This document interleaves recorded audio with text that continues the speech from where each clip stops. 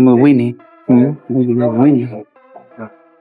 Lleva creo que 26-2, 26-3. 26-3. Le ayudó a... He look like some Floyd Mayweather shit. He Look at it. Look. Slick. Wait till that start hitting that body. Yeah. Alvarez hit that body. Oh. Look how slick. Canelo Alvarez working on the historic, legendary Iron Mike Tyson slip uppercut, slip hook for his highly anticipated now showdown. Mike Tyson recently linked up with Canelo Alvarez, training with him ahead of his showdown with Terence Crawford. The heavyweight legend offered strategy tips and motivation, boosting Canelo's camp and proving that Tyson's influence on boxing never fades. Tyson praised Canelo's movement, strength, and sharp defense, even comparing his slick footwork to a young Floyd Mayweather. Impressed by Canelo's focus and skill, Tyson made it clear he's confident Canelo will take down Terence Crawford in their upcoming clash. He's white. He can box. He's slick. He look like some Floyd Mayweather shit. Look at him. Slick. Wait till that start hitting that body. Yeah. Alvarez hit that body. Oh. Look how slick. Mike, look how slick he is. Oh, he's gonna get. Caleb buried his daughter when she was 2 years old. Yeah. He's got that attitude. When asked about Terence Crawford's chances against Canelo Alvarez, Mike Tyson wouldn't give a straight answer, just saying everyone will find out soon. That silence spoke volumes. Known for his blunt honesty and sharp eye for talent, Tyson made it clear this isn't a fight to overlook, it's one worth watching. His cautious but telling response shows he respects both men and sees this as a clash that could go either way. Mike, is he great enough to move up 2 more divisions to fight Canelo at 168? We're gonna see. Mike Tyson has always been committed to mentoring the next wave of fighters, drilling them on precision, efficient movement, smart angles, and applying pressure with perfect timing. Whether it's throwing a punch with purpose or defending with finesse, Tyson hammers home the importance of mastering the basics. That obsession with fundamentals has inspired countless young fighters, and it's why he respects those who show true discipline in the ring. For Tyson, it's never just about having power, it's about knowing exactly how and when to use it. How are you moving your feet, Mike? Just go and look. When asked to judge the fight, Mike Tyson didn't hold back, calling it a risky path for Terence Crawford. He pointed to Canelo's compact strength, sharp but subtle head movement, and relentless forward pressure as major problems. Especially, given Canelo's track record of beating bigger men, Tyson's concern wasn't about Crawford's talent, but about the wisdom of stepping in with someone who dominates higher weight classes and has built his name on smothering opponents with controlled aggression. I just came from Crawford last fight. In LA? Yes. You went to it. What'd you think? I thought that was a tough guy, and that guy gave, you know what I mean? I'm glad that he came back the last 2 rounds. You know, that guy was very awkward and strong. Super awkward. Yeah, and this guy fights anybody. Crawford fights anybody. Yeah. I don't agree with that, you know, because you got to look good in order for you won't mess up your next fight. Because if you fight this guy, you don't look good, the fans say, I don't want, he's not going to look good at winning with this guy. You got to constantly have fights that you know and fight a guy that's going to make you look good. The guy got to pressure you or something. You know, this guy's running around. Crawford's not used to this kind of movement and weird stuff. fit. Yeah, awkward as a motherfucker. You think are you ready? You think the world's ready for Crawford Canelo? I support Crawford and Canelo both, but I mean, it's the fight people want to see, right? Nah, I don't think they want to see him fight Canelo. You think so? You think they want to see him fight Canelo? Yeah, for sure. It's I think it's what Crawford wants too, right? He wants to fight him too? I think he wants to make history. It's a big fight. Well, that's to make history is worth doing it. Yeah, I think he wants to. You ever follow the WWE? I love WWE. While Tyson sees the fight as a risky move, he has no doubts about Crawford's talent. He praises Crawford's past performances, especially his dominance over Israel Madrimov, and admires his ring IQ, sharp timing, and ability to adjust but Tyson draws a line between skill and practicality. Just because you can take a fight doesn't mean you should. His main concern is the physical toll and the reality of what happens when elite skill collides with brute force in a punishing weight class. What do you think about Terence Crawford calling out Canelo? You know, I don't like that fight. Why not? I don't like that fight. It's just too much weight, you know. And He had a close fight with the last guy he fought, Terence, because this guy was big and he was awkward. He was really awkward. He shouldn't have fought that guy. He should have fought a guy that was just come straight at him. The guy was too awkward. He's herky-jerky. One of them. Tyson's skepticism comes from pure logic. Jumping weight divisions isn't just a mental challenge. It's a physical gamble. As he points out, Canelo Alvarez is naturally bigger, stronger, and fully adjusted to higher divisions. What worries? Tyson is seeing Crawford, who spent most of his career in lighter weights, suddenly stepping into this kind of battlefield. Guys that just have preposterous power, and Canelo is a guy that has power but is constantly working on it. There's a great clip of him working with Andy Ruiz. You know that shield, that weird hand shield that they hold up for hooks? Yeah. And he's like, this is not for speed. This is just power. Just power. He's like, don't try to be fast with this, just power. And you see him just, hey, boom! Bro, he hits so hard. With the fight closing in, footage from Canelo's training shows a man locked in and laser focused. He's ripping explosive combos, moving with sharp precision, and grinding through non-stop conditioning, proof of his dedication. There's no doubt he's taking Crawford seriously.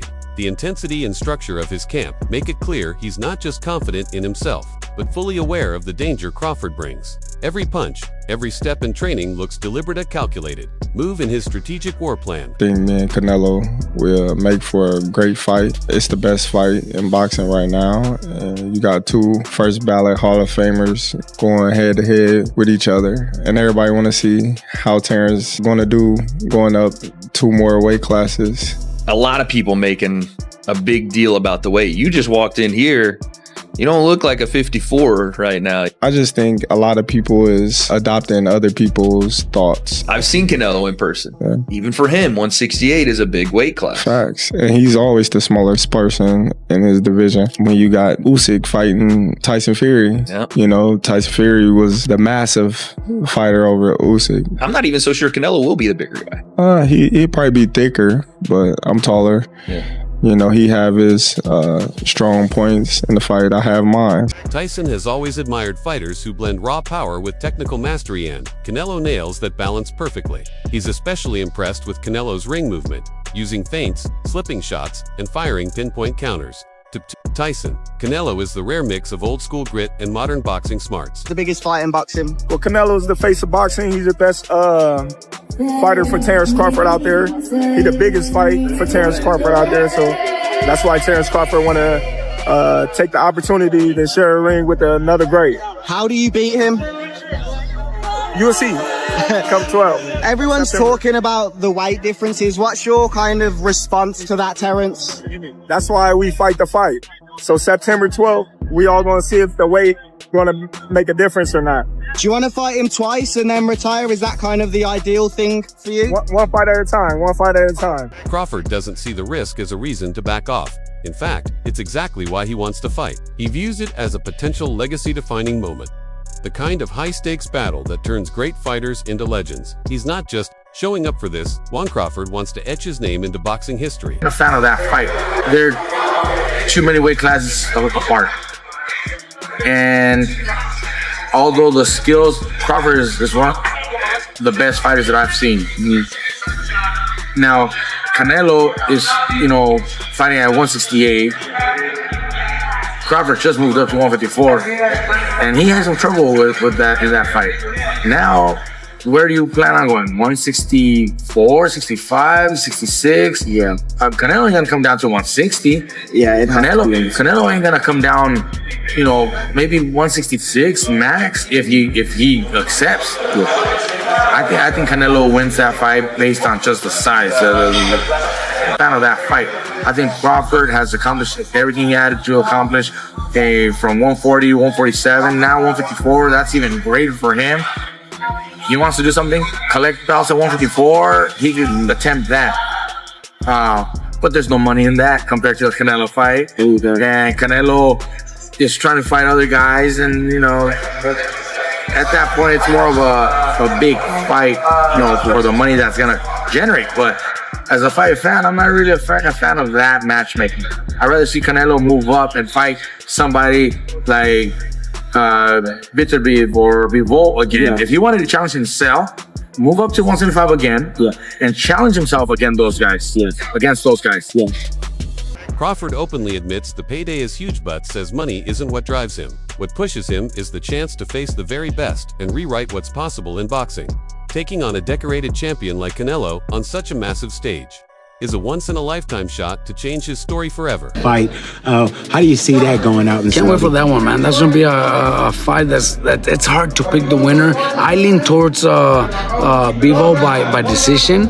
I just think he's got that style that he's not gonna allow Bivol to get in close. I don't know. I just think Bivol pulls it up. But I wouldn't be surprised if Bivol lands and hurts him and knocks him out, because that guy has so much power that he could knock anybody out. But I lean towards Bivol by decision. When we start talking about Bivol, naturally the guy that comes to mind in everybody's mind is going to be the guy that he defeated, which is Canelo Alvarez. Former champion Mikey Garcia sides with Canelo, mainly because of his physical dominance. Garcia warns that if Crawford doesn't answer Canelo's aggression quickly, the constant pressure will wear him down. He respects Crawford's skills, but sees this as a mismatch favoring the bigger man. I probably don't see him winning, but I do see him putting up a good 6-8 rounds. I do believe that. You think still Canelo Alvarez finds a way to get him out of there? I think he'll put up some good rounds. And do you mean 6 or 8 rounds, like he won't finish, or that from then Canelo might take over? Yes, after that I see Canelo taking over, but I think those first 6 rounds will be very close, or maybe Crawford will be ahead, because I think he could win some rounds against Canelo. Just like, kind of sounds like what Jim Lampley echoed. I got to hang out with Jim during and after the fight, and he said that he thought he was more concerned now with the size of Terence than he ever has been, based on the way that Canelo just kind of manhandled at times Edgar Berlanga, who's a much bigger guy, much taller guy, perceivably a much stronger guy. But Terence has that weird strength, everybody says. Terence is very strong physically, mentally, is very strong too. So you need that too. So I think he does put up some good rounds. I'm not saying he wins, because it's going to be tough for him to win, but I think the first half of the fight, he will put up some really good rounds. What do you think he really runs into trouble the most versus Canelo? I think Canelo's power, Canelo's strength, and the late rounds is that's where Crawford starts getting into trouble. Definitely. Another big fight on the card that happened. Caleb Plant, Trevor McCumbee, probably the most entertaining fight of the night. It felt like it was going to be the most entertaining fight. Trainer Robert Garcia also picks Canelo to win, but stays away from bold predictions. Like many others, he values experience and the advantage of fighting in a consistent weight class. Stepping up another weight class. Now he's got to fight Canelo, who's even bigger, stronger, better puncher. A unified champion that he's been. All of that stuff. He's not going to be able to handle it. I asked this question. See, I go to the other side. I say, okay, can Canelo handle the smaller guy who's going to be faster, who's going to be slicker, who's going to be better defensively, who's going to have better legs, who's going to be able sometimes Canelo at this point in his career. Robert Garcia also suggests money may be a big factor in Crawford's decision. He points out that Crawford has already achieved plenty and doesn't need to fight anymore. Is that he won't hurt Canelo. And if he doesn't hurt Canelo and can't hurt Canelo, then Canelo keeps coming.